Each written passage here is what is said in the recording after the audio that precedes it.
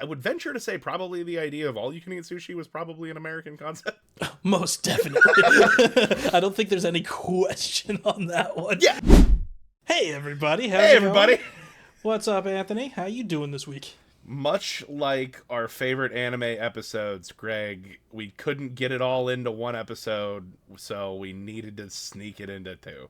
Or Not 3 even or close, 4 dude. or a 5-episode filler arc. You know, I don't know how long we're going to be holding the spirit bomb, but it's going to take a minute. So everybody, lend me your power. It's gonna take just long. It's gonna take just long enough for us to get our beach episode. Our beach episode. Every good anime has a beach episode. Yeah, that's true. I don't know about the good anime, but every anime does have a beach episode. Yeah, we'll do a Japan episode part 3 whenever I come out. We'll go to like Atlantic City Beach. We could go to a nicer one than Atlantic City. There's more better options on the Jersey coast other than Atlantic City for if you actually are trying to go to a beach. Now, if you're actually just trying to go gamble, then Atlantic City's where it's at. You're not wrong. But I am actually going to the beach at the end of this week and decided that, I can't. We're flying, not driving. Where are you flying and or driving to? Myrtle Beach, and then going to go to Charleston for a couple of days and then fly back from Charleston. Charleston's so nice. I love Charleston. Have you been? Oh, yeah. Yeah. Been to Charleston. It's We're so nice. we're staying out like Isle of Palm. Mm-hmm. Yeah, you got to go get you some shrimp and grits for me. Oh, absolutely. So good. I forget where the place is called, but it was a white cheddar shrimp and grits that we had for brunch. It was so good. Yeah, I got to find the place that we went to. There was this really nice brunch place that usually you have to kind of wait for. You have to like get a reservation ahead of time, which again, if you're visiting Charleston, it's a good idea to get reservations because stuff books up quick there. Was it Tiger Eye Tavern by any chance?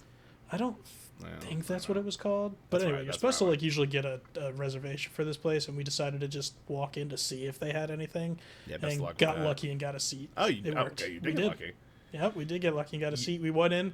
We only ordered shrimp and grits because that's all we wanted, and then left. You know what the key to and this may be a very controversial take, and it has absolutely nothing to do with the episode at large. But for brunch, if I'm getting shrimp and grits for brunch, not dinner, not like as an entree like at dinner, but if I'm getting it at brunch, a drizzle of maple syrup. I've never even thought of doing that. Cheesy grits with the. I can see that some sweet and it's some something sweet that like and that savory going on. sweetness cuts through the thickness. Yeah, a little bit of sweet and savory going on. It's that the savory and the sweet. No, I'm not talking like not like a dollop, just like a light drizzle. Just a little bit in there to kind of sweeten it up a little bit and give it a little bit different flavor. Yep. And if you like, perfect. I a little bit of heat. I've had shrimp and grits before that had some heat. That's pretty good too. A little like chili flake or a little chili oil kind of thing. I think it usually had a little bit of heat when I had it. Just like a little bit of that Cajun flavor to it. I like it when you it's not in the grits, but I like it when you make it with like a Cajun blackened shrimp. Like that style. That style is my. I'm not gonna say my favorite, but it's when I think of it, that's what I think of. Yeah, I mean, there's something about once you go down south, like deep south, like South Carolina kind of stuff, that the grits are just different than they are everywhere else, and they're just better. Them like, homemade grits. Yeah, well, I don't know what they do. I think it's because they're stone ground, but probably. I don't know. They're delicious, whatever they are. I usually anytime I go down to the south, I usually bring a bag of grits up with me. Yep, I think we still actually have a bag of grits from when we were in South Carolina and Charleston that we still have not cooked yet because cooking grits takes forever. Them instant grits, no self-respect in Southern that uses instant grits. If you get the reference, you get the reference. If you, I don't get the reference, but I thought it sounded fun. What? There's a whole scene in My Cousin Vinny about cooking grits. Well, that's why, because it's My Cousin Vinny. Love My Cousin Vinny. I know you do. But all of that leading up to our inevitable beach episode to bring us back to that for your cut for those that aren't listening on Patreon. Yeah, that aren't listening on Patreon, learning about the antiquing world that I love to be in. So, like we said, it is, in fact, based on last week's debauchery and only getting to, like, roughly World War II. Yeah. We didn't get to talk about any of the stuff we really wanted to talk about. No, my whole part that I wanted to talk about was all modern kind of culture stuff and didn't even touch on it. So it's not my fault you didn't know Japan was in World War I. I think it's 1,000% your fault that we talked about the Shogunate for an hour and a half. Can I introduce today's whiskey that we're going to get into modern day Japan on? I would love you to introduce this whiskey because I cannot wait to crack this open and get a taste. I wasn't as excited about this until after I like did a little bit of reading on it. So everyone knows, I did not go to one of the premium stores. So when Greg and I were trying to figure out what whiskey to do for today's episode for Japan Part 2, I was limited to literally Toki, which we did last time, and this bottle. For those that don't like to spend a lot on whiskey, I'm sorry. This is not the episode for you. Not the episode for you. Today's bottle is the Takatsuru Pure Malt Whiskey from Nika Whiskey. So we were going to do one of the other Nika whiskeys, but this is the only one they had at my store, so this is the one we're doing. So this is actually a limited edition bottle. So as we crack this open, for those, as a brief cutback to last week, we know that Masataka Takatsuru is the father of Japanese whiskey in the early 1900s. His picture's on the back. Nice little description. I'll read. I'm not going to read all this, but this is basically a blended whiskey in his honor. It's a limited edition. So, again, for those that either didn't listen to last week or just want a quick refresher, he went in the early 1900s, post-World War I, over to Scotland, learned how to make whiskey from the Scots, came back to Japan. The distillery that he was sent there by was defunct because it was the Depression. He ended up helping Suntory start their distillery, which is who makes Toki, and then he broke out on his own to make his own distilleries. So he learned in Scotland, and why this is like a really cool one is there's actually 2 different distilleries in Japan. So Nika has 2 different locations. This is a blend of different whiskeys from both of those locations that are 17, 21, and 25 years old. Oh, so yeah, so there's a reason this was like this is a good one. There's a reason this was like $90 for the bottle. Yes, this was an expensive bottle. We were talking about which one to get, and Anthony said, "This is the one I got," and we were like, "Let's go for it." Yep. So we're going for it. Even the cap is nicer than it's still a screw cap. It's still a screw cap. Which is kind of funny, but it is much better quality than the one that comes on the Toki. It's a better quality screw cap, but I hate that it's a screw cap. I agree. I don't know why they went with screw cap, but they did. This is what they got. This is what we got, and we're going to roll with it. I wonder if it's a Japan thing. You know, because these are actually, I mean, this one and Toki are 2 different distilleries. So. Yeah, that's not even the same. I wonder if it's just like a manufacturing. I wonder if like cork is just like something they never really got into over there. Maybe it's like an import thing. If you know why the Japanese whiskeys, even the most expensive ones, don't have corks, you let us know. Because I'm not going to do an episode about cork, but it'd be fun to get that. So there's 2. So it's the Yuichi Distillery and Miyagikyo Distillery, and they were founded. Yeah, Miyagikyo. They were founded actually pretty far apart. One was like all the way like when he first did it. And that's where a lot of the older ones come from, because that one was 34. Miyagikyo wasn't until 69. Nice. Oh, fuck off. I can tell you right off rip, this smells so much more like a scotch. This smells like almost exactly like it has like. This smells so much more like a scotch. So the first location they opened in 34. That one makes it in the Scottish style, like tradition. The way that they literally adhere to Scottish methods, like coal-fired pot stills. Like that's like very traditionally Scottish. The newer one, he picked that location actually for the water. It's on the Nakawa River, and he really liked the water for it, and they use wells for that river. That's why he picked that location. Just pull directly from there. Because he learned that like where you make, because that's the whole thing with Scotch is where you make it affects its flavor so much. The water, the temperature, the aging, the different compounds that end up making it through the distillation process. That's a huge part of it. And I'm sure also the water that they use when they kind of like backproof it to bring it to the correct level. I mean, it's the same thing with beer. Like I talked about in the beer episode, I can literally you could go through the whole water chemistry and you can see like why an Irish stout uses a specific water chemistry to make it, because the like I believe it's the softness of the water there, or the pH works with that dark malt that I was talking about, and That for makes some sense. reason it doesn't get as harsh as it usually does. So yeah, there's like a whole thing with water chemistry when brewing beer, and I'm sure it's the same thing for this. I could I could probably make a strong argument that it's more important for whiskey distilling and backproofing. Could be. Now, I don't know how But- backproofed it is, because I mean it's still 43, so it's still 80. I mean obviously not sure what it was bottled at. It's probably backproofed a little bit because the years, the 17, 21, and 25-year-olds that it's made from. Yeah, it's probably all different stuff so that they can hit it to the certain Yeah, level. well, those barrels tend to, again, depending on the temperature, they can over or underproof. Like there are bourbons that get barreled at like 120 and then come out at a higher proof because the water evaporates away. It's called angel share. Or no, well, alcohol interesting. evaporates away too, but they, depending on the conditions of aging, whiskey can actually get stronger in the barrel. That's really weird because, like you said, I would think that the alcohol will go well before the water. Depends on the temps. Interesting.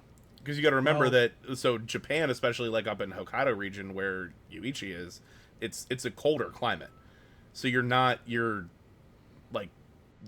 as much of the water is evaporating away, so it probably downproofed itself. Mm-hmm. But in like Kentucky, the water's heading out. Yeah, it's leaving all of it. So I All right, think let's- it's time to try this It because we have smells so good. chatted This about it. smells so good. Oh, this is gonna be so good. All right, let's try it. Cheers. That's so good. That is not what I was expecting.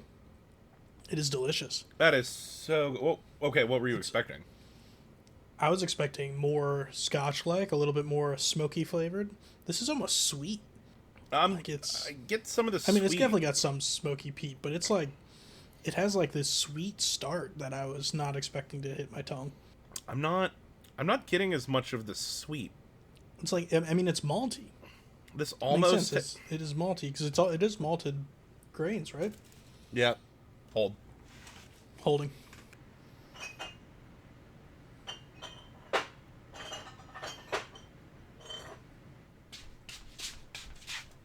What have we got? This reminded me that this flavor reminds me of something. So this is a limited edition Spey single malt Scotch. Okay. Now, not one of the regions. I don't believe it was one of the regions that he learned from. One of the regions he did learn from was Campbelltown, and I do have a Campbelltown Scotch called Kilkerran, but that is finished in sherry, so it's not going to taste the same at all. Anything like it? No, not that one, but it's the like that level of like smoky peatiness. It's like got It's it's like similar. like not as super like punchy in the face. Like No. I was expecting it to be very like peaty Scotch because the smell to me was very peaty, but it was Very peaty on the nose. much more mild in taste than I thought. Well, so it is still blended. This is more. Yeah. I'm looking at this and I don't have a bottle of it, and I wish I did. This reminds me very similarly to like it's better than Johnny Walker Black, but I don't think it's as good as Blue. Like if I had to like that's it tastes like one of those blended scotches. That's what this tastes like to me. Maybe I don't know. I'm still getting a sweeter note than like it finishes less dry, like than most of them do. Like I don't know. There's like a residual sweetness that I'm getting. That's really the main thing, other than the peatiness and almost no burn at all. This No. has no Kentucky hug even a little bit. It's No. like smooth. No Kentucky cut, no hug, no kiss, no nothing. No This is I mean, which is, I mean, again, there's no for what, yeah, 23 years. You said like some of them. Like, yeah, there's no age statement on the bottle. mm-hmm. So anytime you have, this is a fun whiskey fact, anytime you have a blended whiskey, if there's an age statement on the bottle, then that means that it's blended, but the youngest whiskey is at least that age. This Okay. doesn't have an age statement, so, but again, just from doing a little bit of research, it's made from blends of 17, 21, and 25 versions from both distilleries. Mm-hmm. Which is honestly, that's a So, very I mean, common. The youngest it's- would be 17, right? Yeah. So that's pretty. Yeah, so like Dewar's That's 12. an older whiskey. Dewar's 12 is a great example. Like Dewar's 12 is a blended whiskey, but the youngest whiskeys used are 12 years old. Which is why I like Dewar's 12 as like a mid-priced house scotch. This is so good. I'm very happy with this. I might actually like this better than Blue Label. I honestly, the taste I would probably put at that level, if not better. And then when you take in the price tag of it being less than half the price, like hell yeah, this is good. I didn't think I was gonna. I'm. Please don't think that we're trying to talk this up because it's expensive. I think it's expensive because it's old, but it's also good. I don't know what the availability on this is. That's the problem. Like it says limited. I'd never heard of it. I mean, it is dumb luck that we have this today. Yeah, I mean, I don't know what the limited. It's probably not so limited because it's not. If it was crazy limited, it'd have like a number on it. So I think it's probably reasonably well produced. And again, being that it's a blend, you can recreate this flavor like over and over and over again if you really wanted to. I think it's limited in the fact that it is a tribute release. Yeah, I mean it's called Taketsuru. Like it's his blend, so it's made in his kind of image. It seems, or something like the way that it's like presented. It's like how he would have done it, or a tribute to him, especially since it's from both of the distilleries that he opened. So it's kind of like taking the best of all of his worlds and putting them together in a bottle. Yeah, it's really cool. I like this one. Yeah, so a quick search. I don't know. It like they don't disclose how many they release. But it's just like a year-over-year limited release for them. Just limited.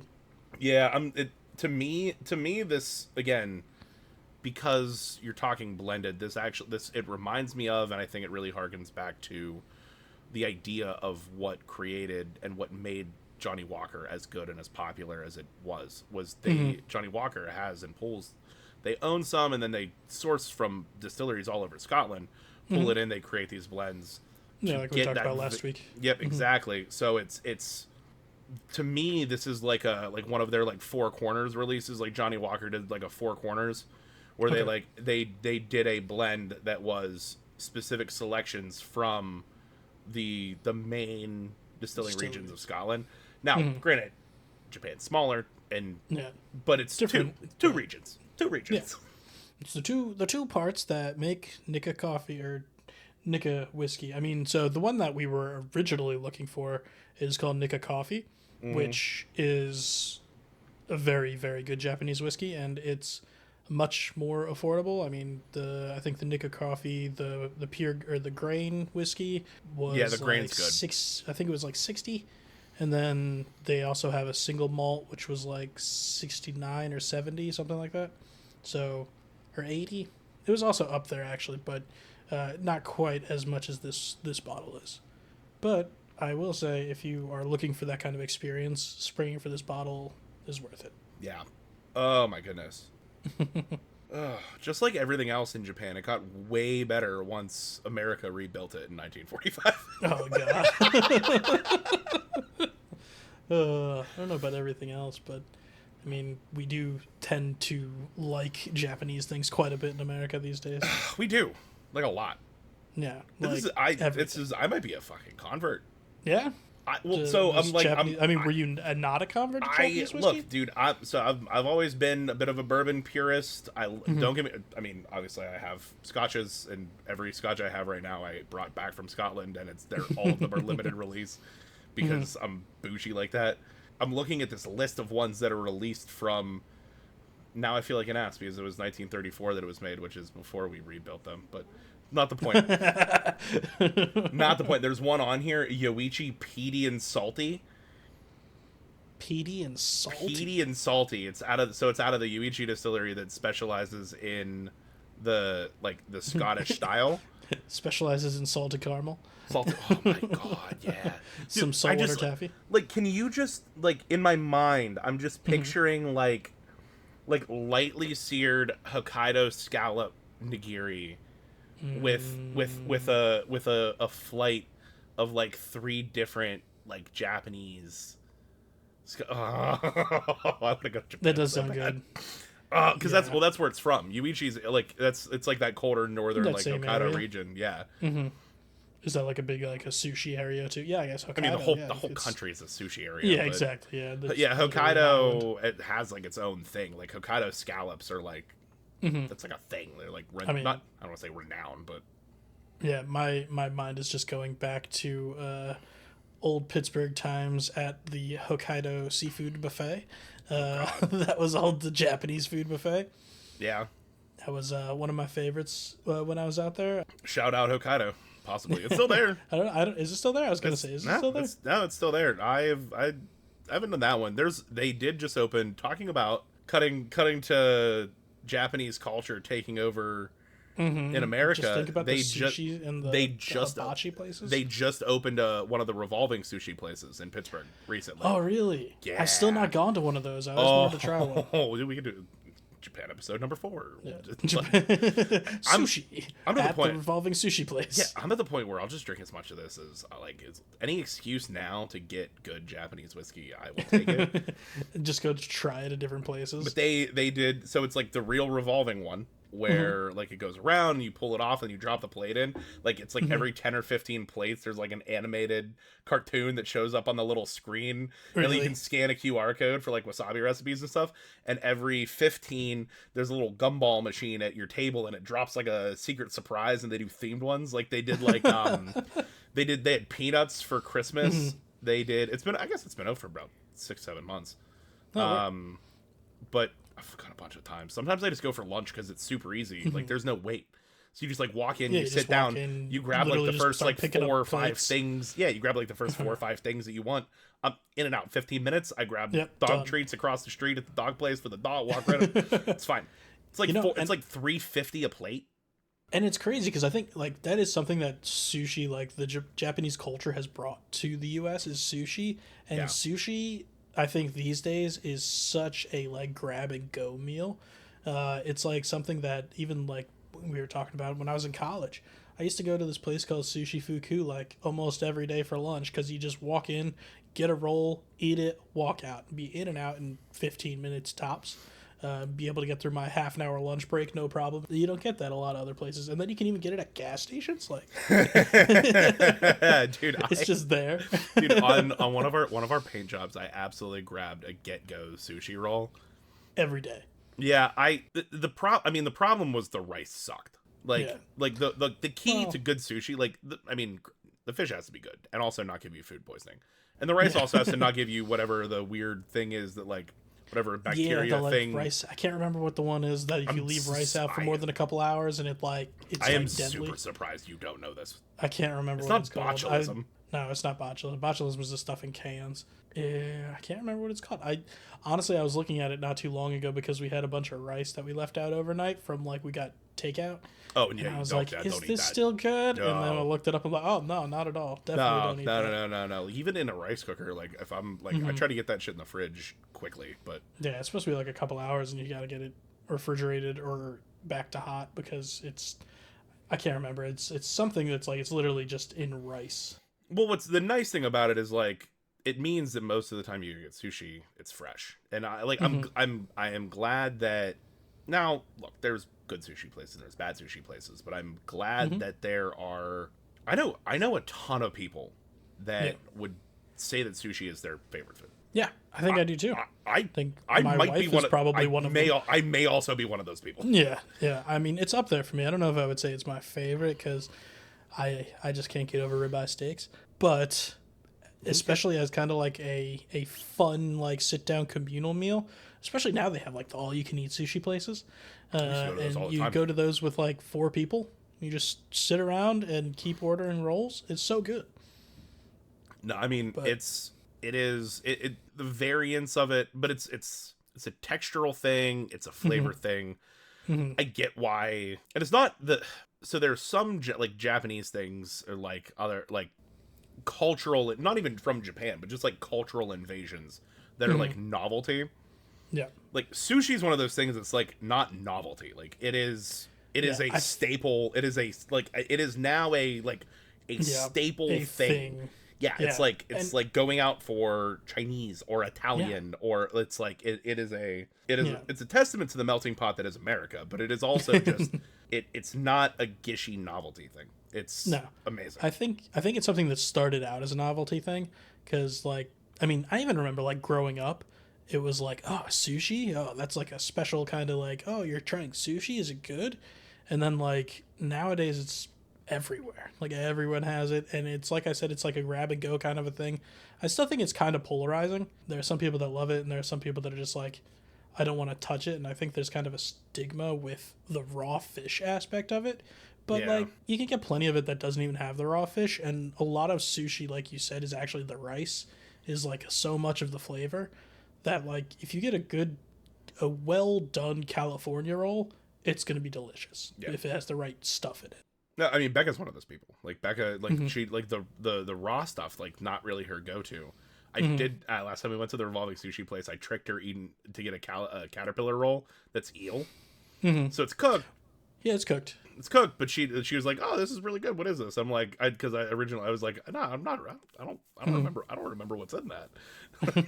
And she had two pieces. I'm like, "Do you like it?" And she's like, "Yeah." I'm like, "It's eel." Haha. Yeah. Eel is Yana's like absolute favorite. Her and I we get have that in something, we common. get like just so much eel everything. We used to go to a Korean supermarket, and they had like sushi grade fish and stuff, and we would make sushi, and we would also always get. They just had these like frozen eel, like they're already cut and prepared, and they already are like in the sauce, and you just take them out of the packaging and you just like roast them in the oven for a little bit to like heat them up and get it back to like temperature for eating. Temp. And so good. I could eat a whole eel. A whole eel worth of nigiri or sashimi. I could eat a whole eel. I mean, Yana and I used to do that all the time. When we would go to those all-you-could-eat sushi places, we'd sit there and we'd literally, like, we would just write, like, the little sheet Which has with eel. the little golf pencil. I mean, like, okay, so 4 for the eel roll, 4 for the caterpillar, and then, like, how many eel nigiri? Like, 12? Just for all of them? For this round, For the table. 12? Yeah, and we'll see if we want more next round. I've always been more of a It's been tuna mainstream person. for a while though. Like sushi as a whole, I mean, I get what you're saying. Like it hasn't been like in gas stations, but I feel like sushi's been mainstream. It's because so the first sushi restaurant was mid '60s in LA. Really, it's been that far back in LA. That makes sense. Yeah, mid '60s. Yeah, so it started West Coast, mid '60s in Mm-hmm. LA, and actually when I was out in California. That was some of the best sushi I'd ever had in my life. Like I literally I had a whole day to putz around Santa Monica on a spin scooter. For those that don't know, it's like one of those little motorized like app pay scooters. I had like a whole day to kill because we were done in the morning with the work thing that we were doing, and I didn't fly out until 9 p.m. Yeah. So I literally ate at like 4 different sushi restaurants. Just went down Santa Monica Pier. I went to a hand roll. I went to a hand roll place. It was a hand roll chain. I went to a different place where I got like the big roll. It was like it wasn't a Godzilla roll, but it was similar. It's one of those ones that's like tempura It's battered, like the deep tempura, fried, and it had like the all- crab salad on top, and then I went to a place that was more traditional, and got just sashimi and nigiri, and then there was like a fourth one that was recommended, and by that point I was like ready to throw up, and I'm pretty sure I just had like a basic roll and like a miso soup, and then I went to the airport. It's so funny because I feel like sushi is one of those things that you can eat one roll of and be comfortable, like satiated. You feel pretty good. Or if you want to, you can eat like 10 rolls, and it's like you hit a point that you can't physically eat anymore. But it goes from like you feel pretty good until you hit that point. Like you can eat a lot of sushi and it doesn't kill you. If you had to pick one, you are allowed to eat one more sushi roll for the rest of your life. Oof. It's a hard question. Are you putting a gun to my head? And Yeah, asking what the favorite one? gun to your head. You have to pick one roll. Like now, remember, like you don't get to pick where it's I from. think I know. You don't get to pick where it's from either. So it's like you can't. Might not be. I think I do know actually. Okay, what is it? Philadelphia roll. I love Philadelphia rolls. You do like Philadelphia rolls. I don't. They're my absolute favorite things. They're I don't know why. fine. There's something about cream cheese with smoked salmon. So good. I mean, it's just like pretty much locks. Like, No, I was gonna say you might as well just spread it on a bagel. yeah, and I just have some schmear on that bagel. I love you, but I do not remember the last time I ordered a Philadelphia roll. I get one literally every time we order sushi. There's at least one Philadelphia roll ordered. Fair. No, that's fine. It's allowed to be your favorite. Yeah. I'm not a big cream cheese in. And if you don't like that, then that's not your thing. Because my other go-to is like I believe it's the Godzilla roll that also has cream cheese in it, but it's like deep fried. That's also a good one, but I thought that was a little more indulgent than I would want as like the only one that I can eat. So I'm gonna stick with my Philadelphia roll. That's fair. If I gun to my head, I think I would do. Gun is loaded. It's oh my god, what's it?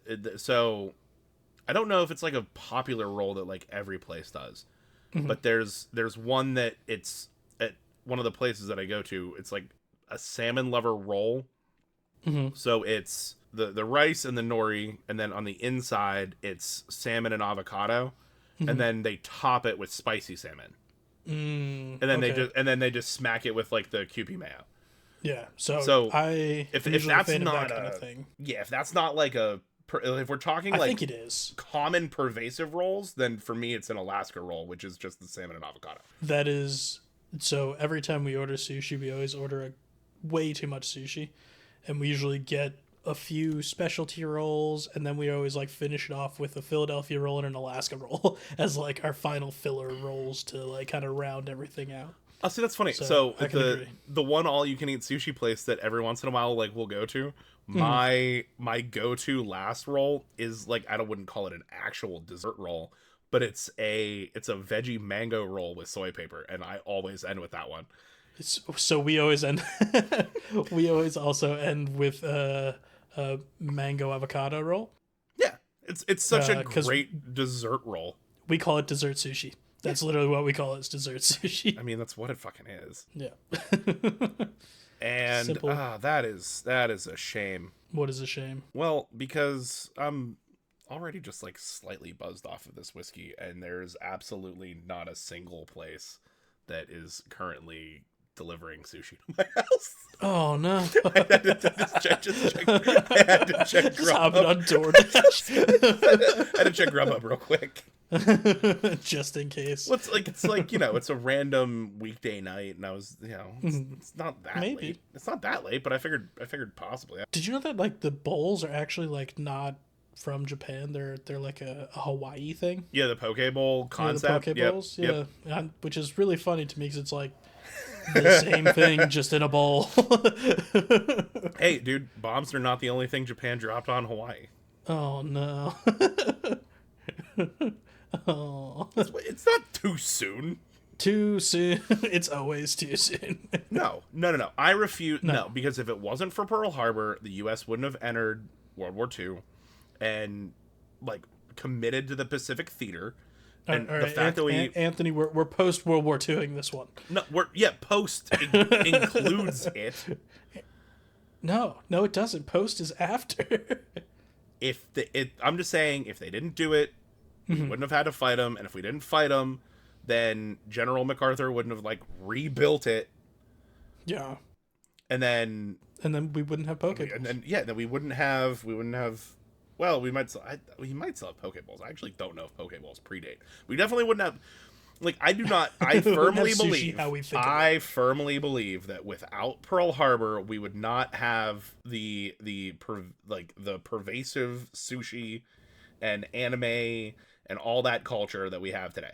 Because anime is a derivative. Anime is a post-war derivative of Japan being exposed to Disney cartoons. Really? I didn't know that. Yes. Came from Disney cartoons. That's very weird because it's so not that style at all. No, well, you say that, but like how one of if people that aren't into anime, like one thing that they like their whole thing is like, why are their eyes so big?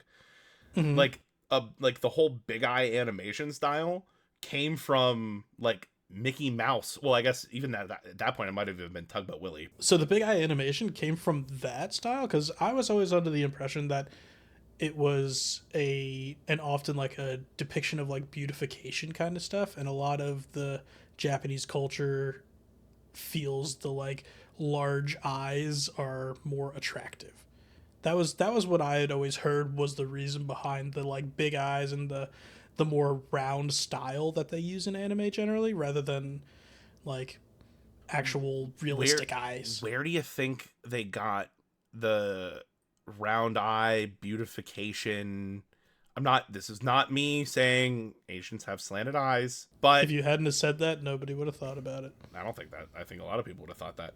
It's the same reason that the like, if you look at like interviews and podcasts and stuff like out of Japan, and they're talking to like Japanese women, like they all want to, like, whatever reason, they just like all want to be with Americans for what it's just like, it's the same. It's honestly, it's a match made in heaven.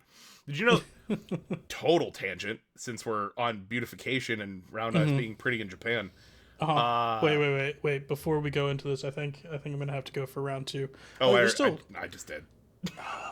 There's no cork. There's no cork. I was pop. gonna say it's a twist off. So we never know. It's just it's I can too. be discreet about it. I can't make fun of you and call you out when you're refilling your glass. I can be discreet about it. That's exactly.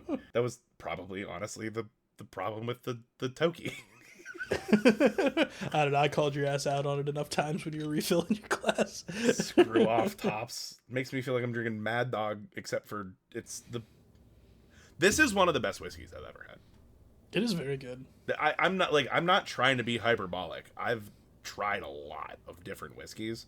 I mean, I'm going to say more along the lines of Scotch and Japanese whiskey, like that world. I think this is one of the best I've had. I don't know. I just can't. I like bourbon. Bourbon is always going to be my favorite. See, and that's where you and I are a little bit different. Is like it is hard for me to say that I like bourbon better than Scotch. I know, yeah. I mean, I remember like our first episode close. when we were listing out our favorites. I hate it. It was so hard. Yeah. I mean, I think your number one was bourbon. I know. Except for sherry finished Scotch. well, blended super old Japanese whiskeys starting to creep up the list. Yeah, this is very tasty. So slight side tangent is apparently Japan is reissuing marriage and breeding visas for people from other countries to come into Japan because they're having an issue with no kids. There's like no kids. Yeah.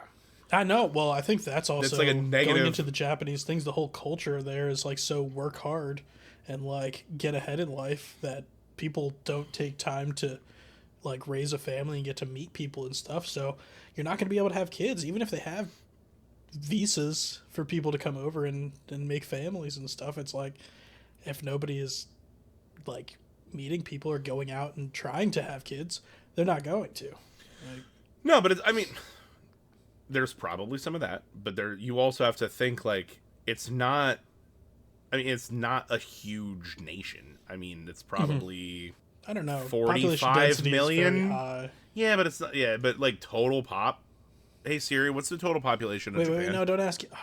I didn't actually hear, but I was going to wager a point on that because 45 million is like the population of Canada.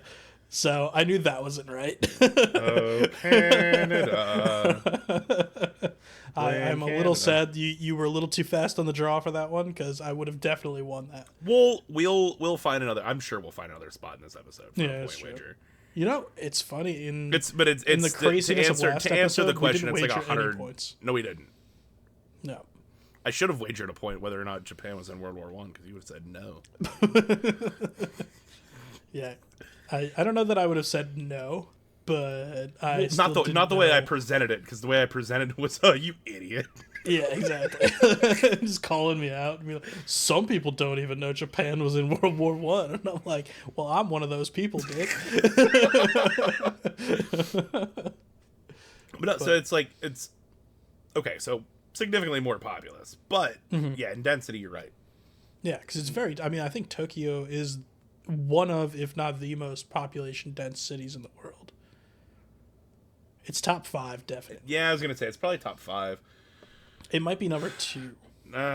India has a couple that are like aggressive. That's the only thing that's making me India. Yeah, I was gonna say India has a couple that are aggressive. aggressive. but I think Tokyo's like has more infrastructure that they can go higher, so the population can be more dense. Oh no, it's even like if it's the same, even if it's the same density, the people in Tokyo are still Different doing world. better. Yeah, Different that's not. world. Yeah. Those aren't population dense for the same reasons. No,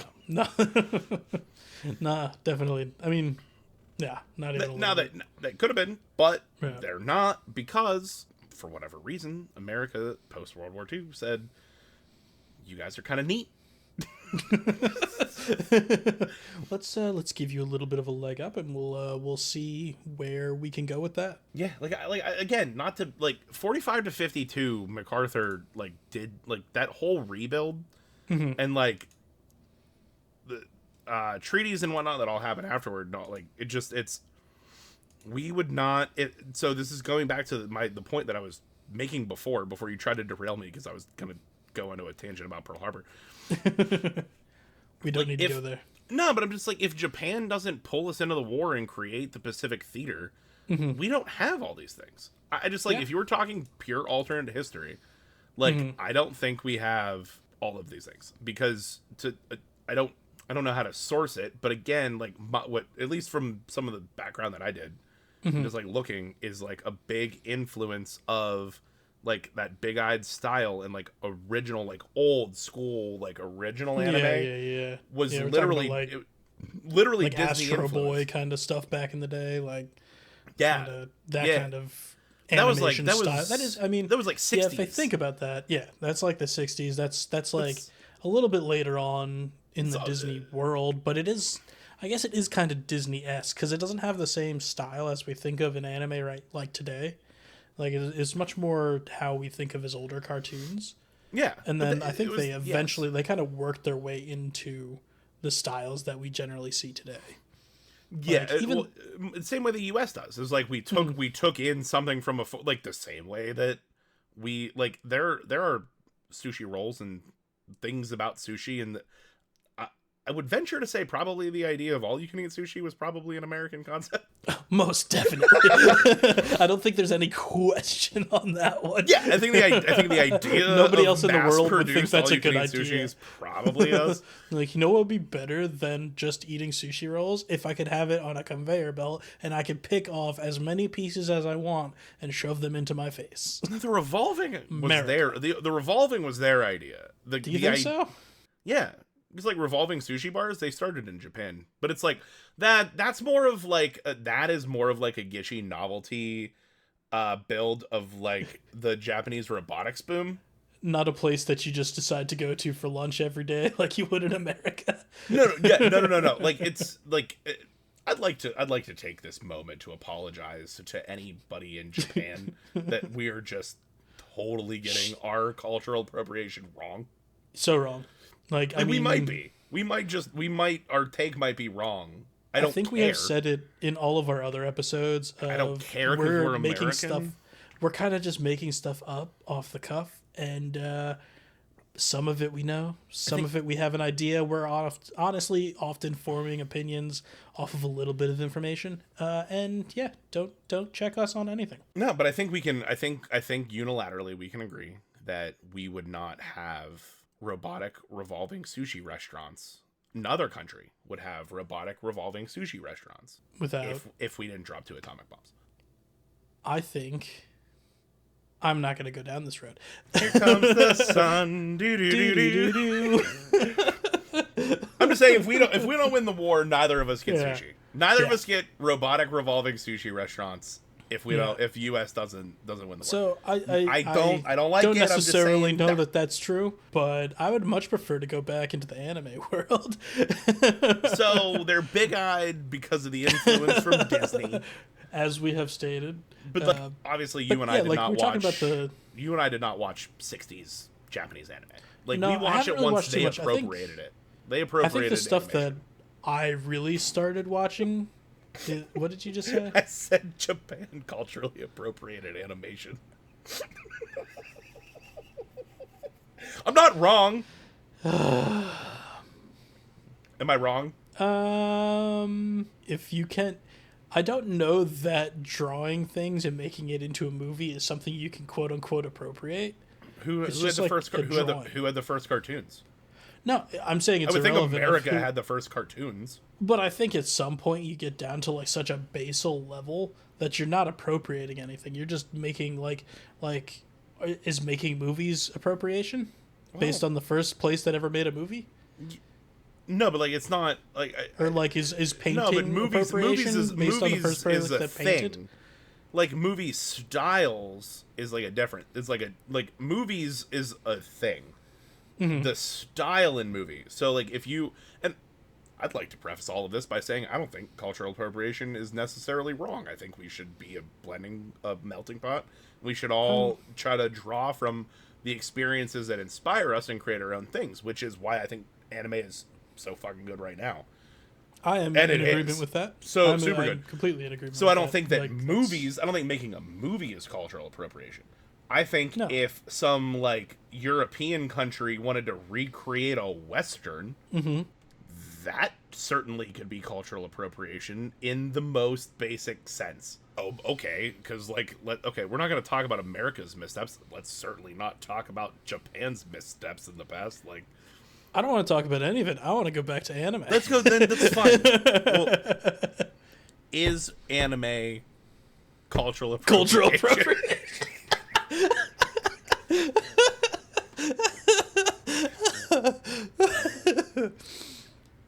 But yes, though, right? No, I don't think so. I think that there are close. some actual. I think there's some American animes that are, or American cartoons that are anime styled that could be potentially considered appropriation. But I still more of like a think sharing. like you. I think like you said. I think that kind of appropriation where it's more of like paying homage to something. 100%. I don't think of that as appropriation. I think that's just taking something somebody does that you admire and sort of trying to mimic it. You know, it's like the phrase I'm looking for, the imitation. Thank you. Imitation is the the most sincere, sincerest form of flattery. Like I think that does hold true for a lot of things, and That's I think fair. that the anime style is one of those because I think the anime is something that we didn't really have in America. No. And then it really No. influenced a lot of people because it's not only just the art style, which is very different than what we have in America, but the way the stories are generally told is very different than how we tell stories traditionally from an American sense. There's That's a lot fair. of a different feeling to it, there's a lot of different emphasis to it, and there's a lot more of like it's a different kind of hero's journey. There's generally still the hero's journey. I was but the going to say, journey I was is different literally than about to most say of the them. hero's arc is like still sort of a thing. I think that that's just something that's ingrained in us as human beings, the hero's arc, because Yeah. we all see ourselves as the hero. Gilgamesh. Yeah. The first. Yeah, we've the had first epic. we've written a couple as humans. Yeah. But You're right. yeah, so I think like that, like I think that kind of a thing is like if people wanted to call it appropriation, I think you could, but I don't think it is. At this point, it's collaborative. Yeah, I think Did it, you and like what was the not Tales of the Jedi? There was a Disney. Going back to Disney, and this was recent. They did. Oh my goodness, I forget what they're called.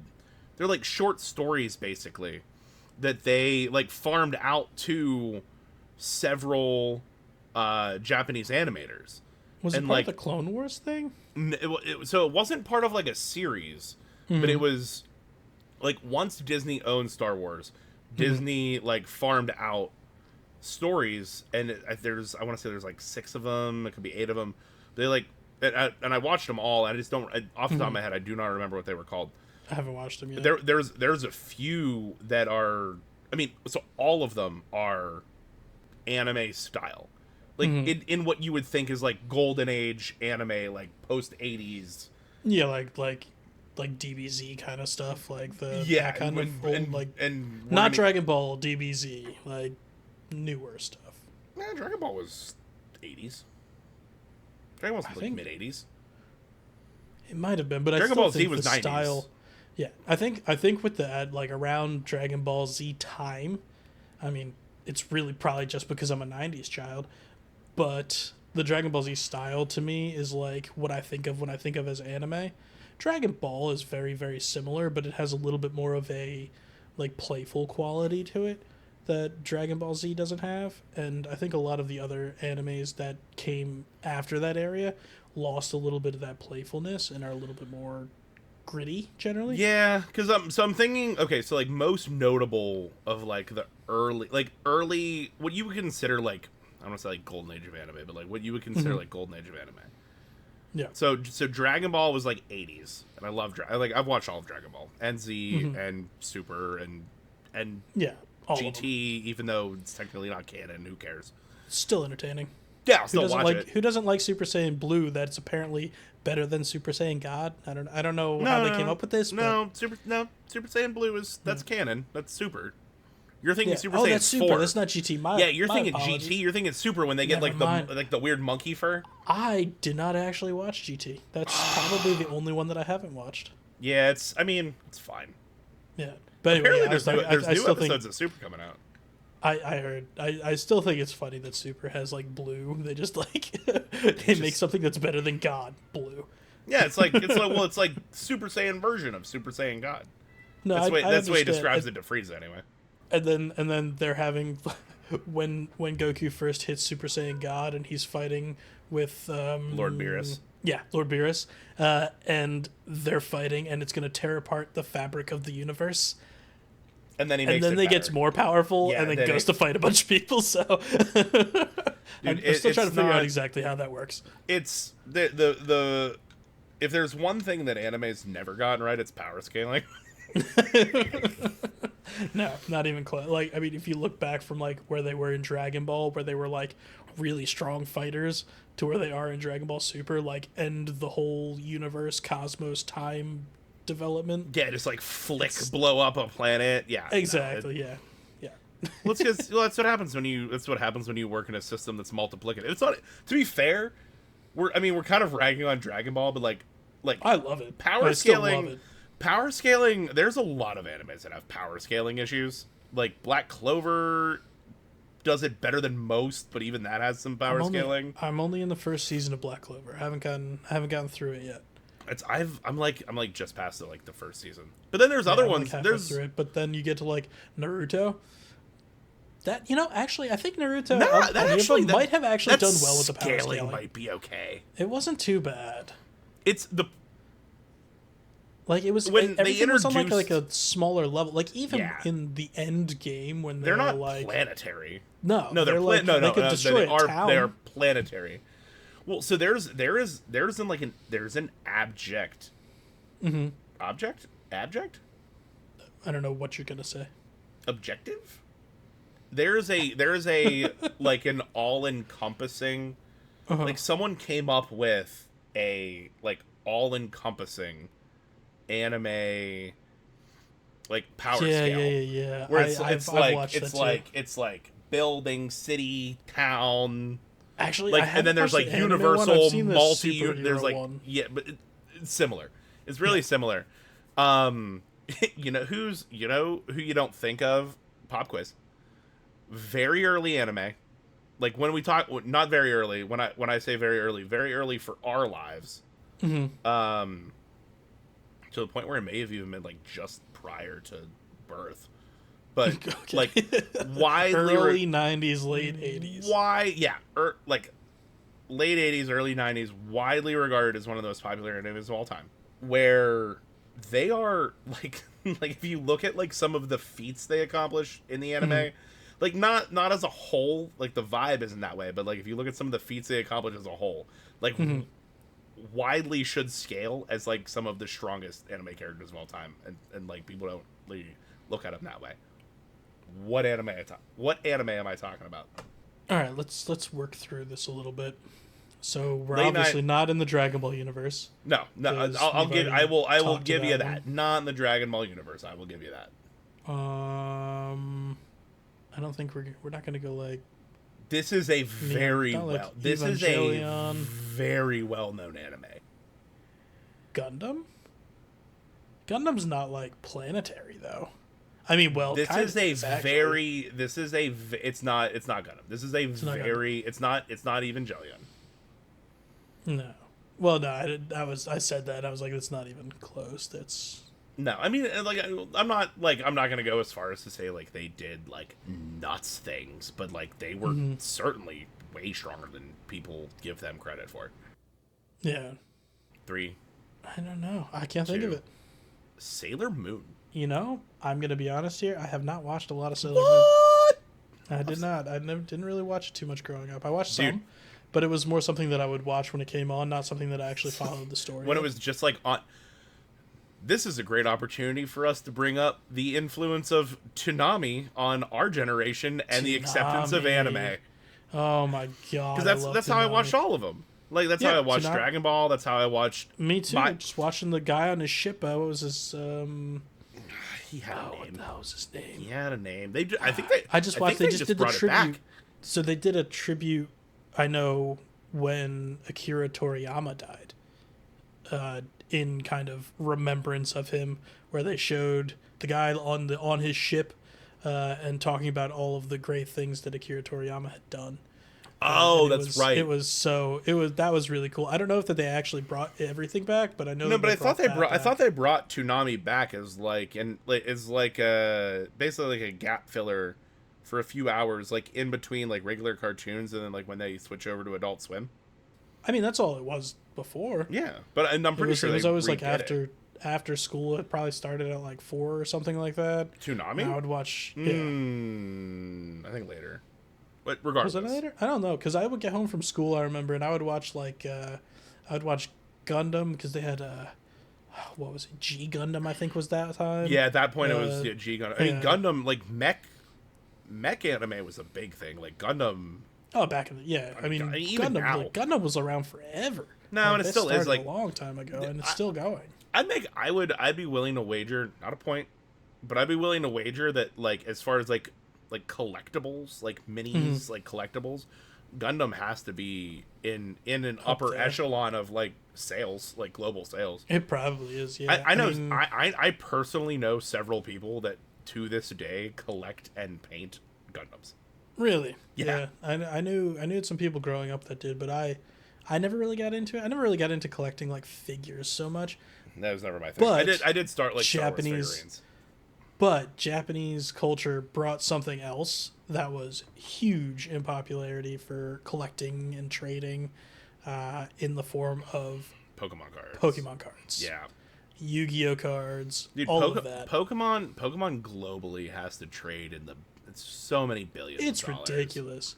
Yeah. Like I remember anime as a whole is like 25 billion like global revenue. Mm-hmm. Like just off of animations. If you take into account like Pokemon cards, Pokemon games, God, you want to talk like it's not even like a one and done phenomenon because then they had Pokemon Go that launched. Yeah, well they have they still are putting out new Pokemon series. Like they still come out. They still have new Pokemon cards coming out. Yeah, I don't know what any of them are. Yeah, no, we actually Jan and I got into burnt after like thing. Gold. I did up into maybe actually Ruby. no. I actually played Sword, one of the more recent ones. Sword? Yeah, one of them's called. They're off of. Wait, hold on. Yeah, they're off of colors. I was gonna say this is not my. I still watch a decent bit of anime. I have not watched any. Like you're telling me they're off of colors. They're off of colors now, and then what was the last for the color? Switch. I think black and white were the last two, right? Black and white. So I'm good all the way up into like Ruby and Sapphire. Like I can still name you a decent chunk. Yeah, Ruby and Sapphire. I mean, the first 100 I can give you for sure. I can give you the first. I'm not gonna try, unless if you really wanted to challenge me on this. Oh no. I don't think I want to. I don't think I want to do it. But I am thinking of it in my head. I could take a crack at the first. I could take a real crack at the first 101. 101 or 151. You're right, 151. Like yellow, green, red, blue. Yeah, that was the original. Which the 151. It pissed me off they never released green in the United States. Fuck they you, did Japan. it. I don't know why. Fuck you, Japan. I don't understand why they ever didn't do You that. gave me this whiskey, but you didn't give me green. And Bulbasaur was the best starting Pokemon. 100%. Fire types all the way. No. Every single one that I've No. ever played, I always just go fire types. No. May I explain?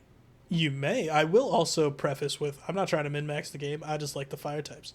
Okay, that's fair. Like if that's your jam, sure. 'Tis my But jam. at least in the first Pokemon, your first two gyms are Brock and Misty.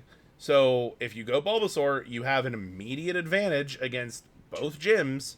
No questions asked. You're probably already at Ivysaur at that point. And then you can accumulate what you need elsewhere. Because a lot of what you fight in the early games is normal type, which isn't strong against grass type. But it is strong against Misty's water type. And it's neutral against his rock type. If anything's strong. No, grass is strong against rock. It is. But I counter you with, would you rather have a precursor to a fire-breathing dragon or a plant bulb with whips on it? I mean, Venusaur is like... It's He like a grows plant. into a very big flower. He's like a plant dragon. He's not a dragon. He's Dinosaur. a flower. He's a plant dinosaur.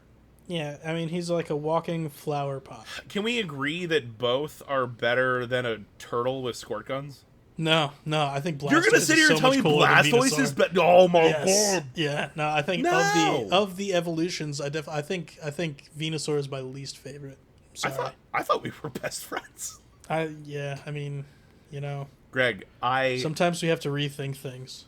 I can agree that Charizard's the coolest. Yeah. Like I have no issues agreeing that I think, Charizard's the coolest. especially if you put yourself back in your 10-year-old self's shoes. Yeah, Coolest. I always thought Blastoise was like Blastoise to me. The fact, you know what kills it for me. Mm-hmm. What kills it for me is the fact that like Blastoise like guns are metallic. He's literally got giant hydro cannons on his back. No, but I like to draw a very distinct line between Pokemon and Digimon. And I thought Blastoise crossed the line. A little too Digimon into that world. A little too Digimon. Like because think of it. Think all the way back. Think of a single other Pokemon that had a metallic part to it. Like without like an attack, like pre-steel like types. steel whip. Yeah. Pre-steel Steel types. Pre-steel types. Original Blastoise got a little Digimon for me. Now the problem with Digimon, I can't think of anything. Yeah, Digimon. The problem with Digimon is they went like from like cute, a little bit less cute, literal walking artillery. Yeah.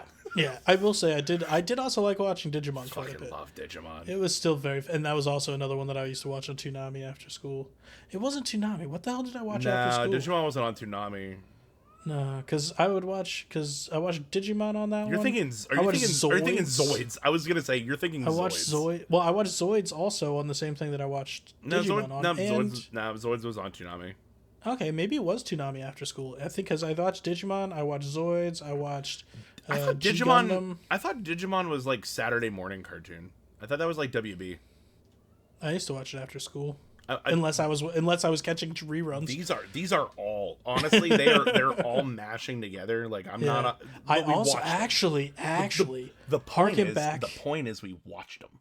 We watched all of them. We watched all of them because they were interesting. They're not and they something were, that and they were just better. fun. They were better. They were better than American cartoons. Not that American not that like Saturday morning WB Agreed. American superhero cartoons were bad. Not that Animaniacs were bad. But like, I'll be honest, I never got really into too many. I liked Batman.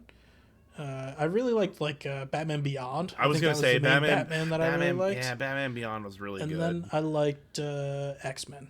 X-Men Those were was my good. two main ones. Really, I just like Wolverine. I thought he was cool as shit. I really liked Static Shock. I love Static Shock. I That was really some Saturday liked morning cartoons. Yeah, but that was kind of anime inspired. Yeah, so that's there. You're right. There was assuredly a back and forth because those didn't come out until post America getting that was later on. Your Dragon Balls and because Sailor Moon was early 90s. Mm-hmm. What was after?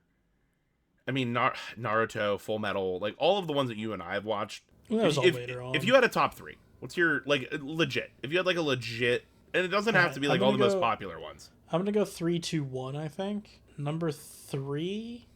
I probably You can so I'm break just out gonna say, different options. Like can like, I you can say Z, you Dragon don't have to say Ball as a universe?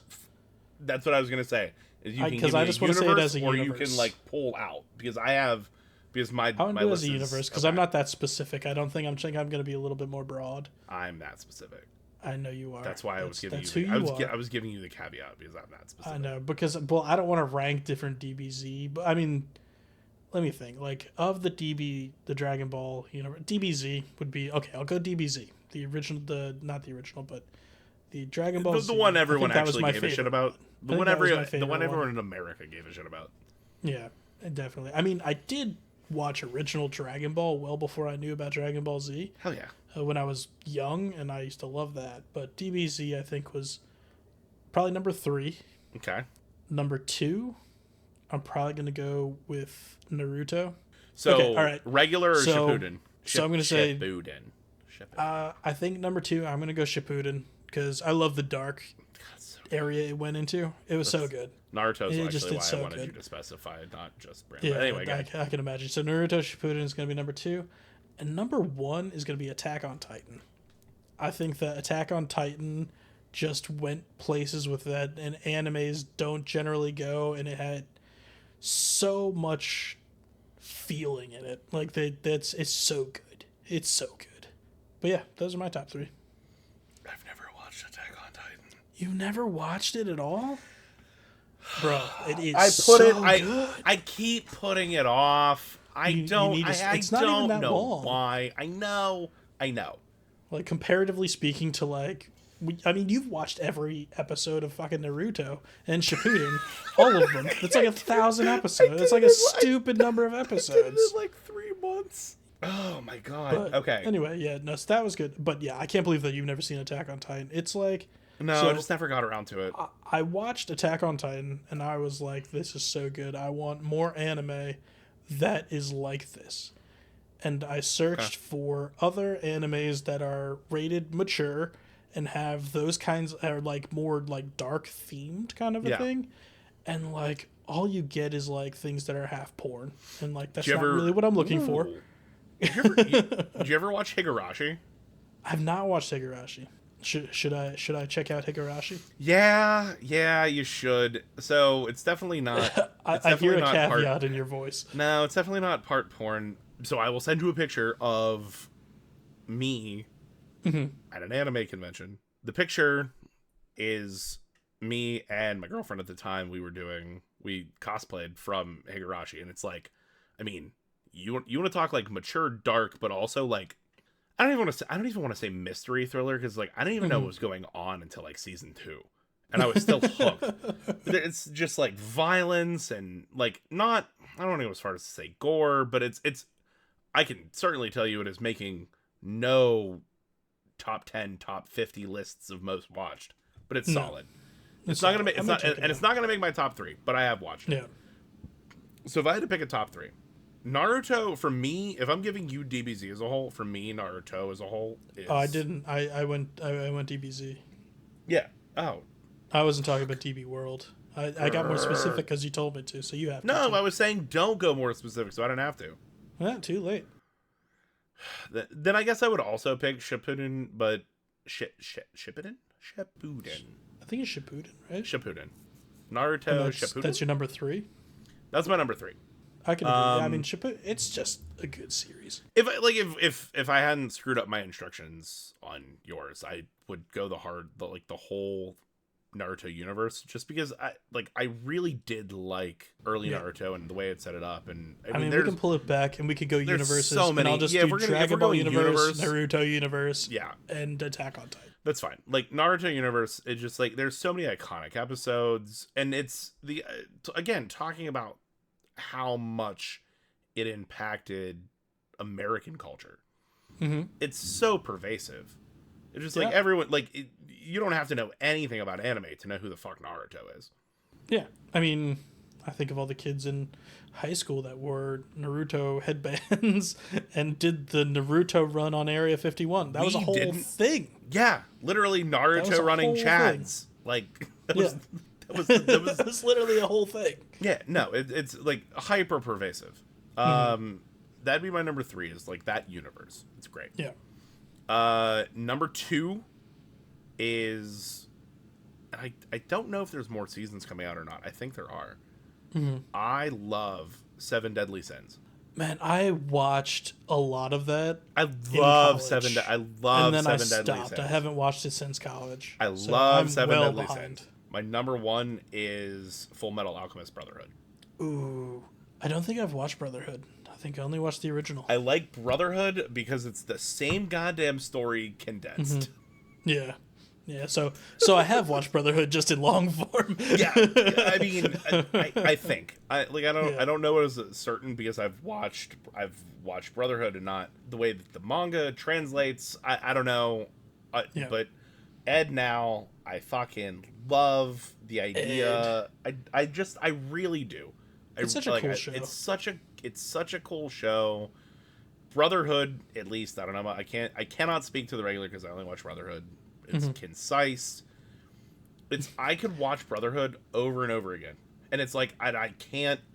And that's the only reason. Like the reason why I don't put Dragon Ball in my top 3 is like I don't like, to me personally, Dragon Ball does not have like the same like rewatchability. Like I could go to the beginning of Seven Deadly Sins and like rewatch it, and I think I would thoroughly enjoy every single episode because I love the way that it's constructed.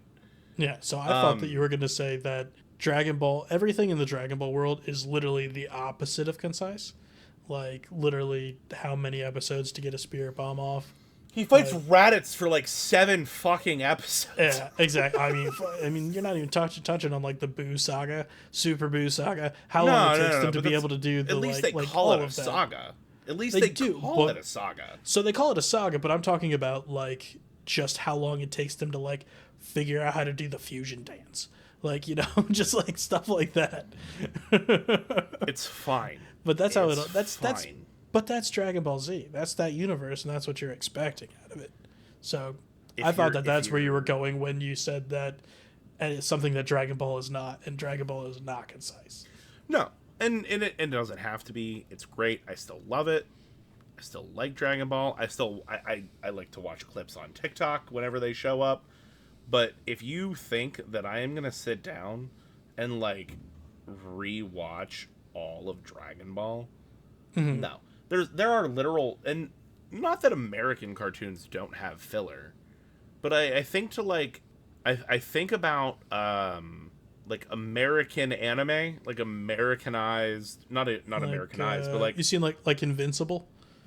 Invincible's a good example. Castlevania, I think, is a great example. Castlevania is a great example, yeah. Castlevania's a great example. Yeah, I think the only problem with I think there is no problem with Castlevania. It's I love perfect. Castlevania. It's The issue so that good. I have with a lot of the ones like that is a lot of the art style. It's not only the American one, but also the Japanese ones.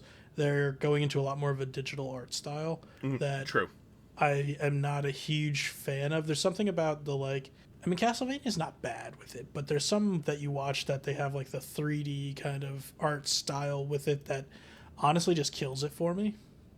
Like, I know what you're saying. It's all you know what it was the one Disney Star Wars series did it in that sort of way. Not was it Rebels? Was it Rebels?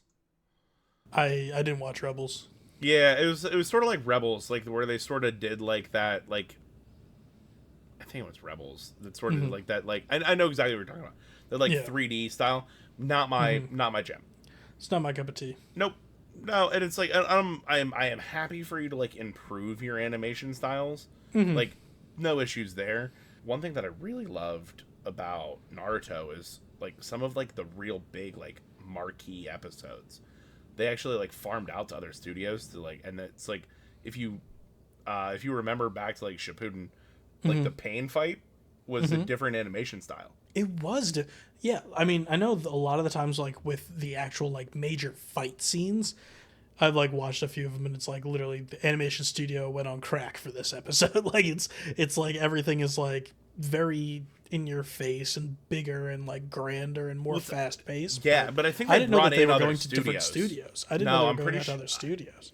Don't quote me on it. Like we can always like fact check that later. But like I'm It in my wouldn't mind surprise me. in my It's mind very I'm different. remembering that because it is distinctually different. They do look different. I mean, I always thought it was That's just one of the only series that's ever done that I can think of. Like Dragon Ball Z never did that.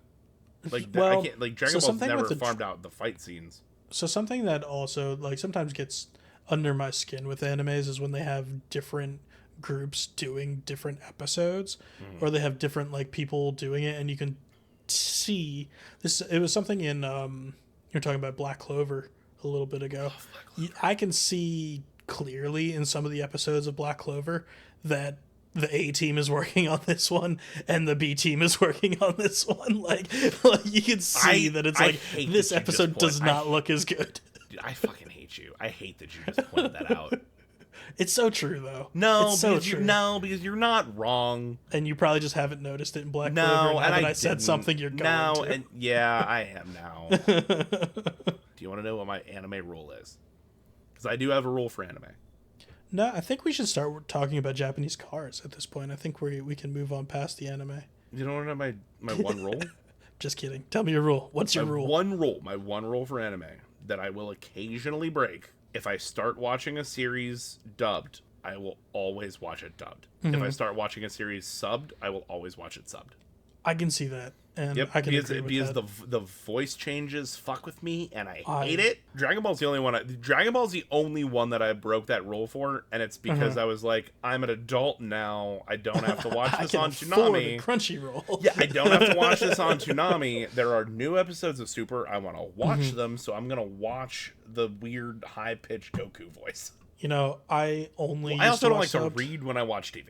You No, just don't yeah, like reading in general. No, I'm a little dyslexic. I don't read, like, I can't speed read. Like, it's, you know, that's like a legit thing. Like, I do, like, Yeah. if somebody, like, throws up, like, a long goddamn sentence, I have to pause the fucking video. Like, What is he saying? yeah, like, I'm not. I can see that being a pain. I used to only watch stuff subbed until kind of recently where I've gotten lazy. Why did I not put Bleach in my top 3? I didn't either. Bleach is good, but it doesn't, like, I would tie it with DBZ or Dragon Ball Universe, I think. I wouldn't. No, I wouldn't tie it. So, like, if we're talking, like, personal favorites, it's still not up there for me. If we're talking cultural influence, I still don't think that it's up there. I don't think it's anywhere near up there with cultural influence. I think it's much lower than the other ones. Well, No, it's probably A lot of the other ones we've talked about. Isn't Bleach one of the big 3? Bleach? Wait, Yeah. what is the big 3? One Again, I Piece, mean- One Piece, Naruto, and Bleach are the big 3. Really? Yeah, and I guess so. it is the show. literally Those are about the same time. yeah. That does It make is sense. it is that mid 2000s Western anime fandom. Mid 2000s big 3 refers to One Piece, Naruto, and Bleach. That's really interesting because I kind of don't think of Bleach in the same conversation. Honestly, I don't think of One Piece in the same conversation as those. I don't think of those 3 together. Like I can agree that they're like It's from a the same popularity era. thing. It's Yeah, I like can see it's a that. blend of like popularity thing. It's like I mean One Piece. I mean, I can see maybe One Bleach Piece and has an Naruto, but One Piece is like a different kind of game. It's a different anime, but One Piece has an insane fandom, and it also has yeah.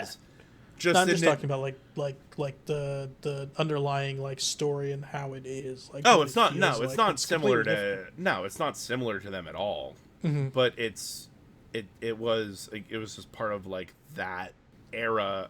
That was the big one that a lot of people were drawn to, and the fact that it is, I believe, still going, and has the insane number of episodes it does is why I'll never watch it. I agree. I actually started watching I'm a it. completionist, and I can't. You shouldn't. I You shouldn't can't. touch it. No, You should leave it alone. No, I can't. Don't touch it with a 10-foot pole. Like I'm an adult. I do not have the time for this. Yeah, which is an unfortunate part of being an adult. How many episodes do you think One Piece is at? I don't know. Off the top of my head, I really don't know. I have an idea. I have a ballpark. Probably around 1,050, somewhere in there. Yeah, I in my mind, I'm at like 1,200. Yeah, I was thinking 1100. I went a little lower, but we're in a similar ballpark. 1,031 episodes. I was only off by 19 episodes. Yeah, you were close. Over It's 9,000 episodes. Jesus Christ. I'm happy we can bring that back to DBZ. I think we've come full circle at this point, coming back to DBZ like this. Do we want to do some final tasting notes for this whiskey and close ourselves out? Pretty full circle. Spherical like a spirit bomb. Or like a Glencairn glass? Final tasting notes. Left nose, right nose. Do you happen to remember what I gave Toki? You gave Toki a 6.5. That was high. That's fuck. Do you still have your Toki on your desk? I do. Do you have a separate glass? I do not. I don't want to try it. Kill the Takatsuru. Let me do my final tasting notes, and then I'll kill the Takatsuru. Do your final tasting notes, because like I feel bad. I feel bad because I didn't think that something was going to get such a high score so early. Nothing against Toki. For the price, super solid. Drinking them back to back, it's just not even close. It's almost bad. It's almost bad. Yeah, it's almost bad. Oh no. Yeah, I know. I don't know if I want to put this as high as I want to put it, or if I want to like retroactively move Toki down. This is legitimately my favorite one that we've had. You think it's better than the Henry McKenna 10? Yeah, and I hate it too. I think you're right. So Henry McKenna, prior to our new rating system, I had at my top, which theoretically would have to be higher than the Toki. 8.9. God damn it. I think I legitimately think I might like it better than the Henry McKenna. I think you're right, actually. I think Takatsuru is going to go over the Henry McKenna. It's so good. It's just like a next level of smoothness that doesn't taste alcoholic. It's no, like and there's such a there's a complexity to it. This is one of the things that's why like I hate trying to compare bourbons to scotches. To be like an actual bourbon, you don't get the same freedoms that you do as a blended malt. It's literally called pure malt whiskey. So it's not single malt because it's not from one place. It's blended. Mm-hmm. The fact that the pure, we talked about this in episode 1, is that distilleries love to throw words onto their bottle to like make things that make pure malt whiskey. Pure malt, pure means nothing. They get the luxury of mixing it between ages and distilleries. It gives you a little bit more freedom. Yeah, and they flip it around and they blend it and it's almost. There's a couple of animes that I absolutely hate that I love. Mm-hmm. It's like Haiku is one of them. It's literally an anime about a volleyball team. Oh, it keeps popping up on Netflix, and I'm just like, nah, I'm good on that one. Oh my god, it's fantastic. Or like I have heard it's good. Or like like Food Wars, like where it's just like, hey, let's hypersexualize food real quick. Yeah, I've heard it. I've heard that one's also. Have I watched all of both? Yes. Not the point. Not the point. The point is that it's just I feel like you're taking advantage of me.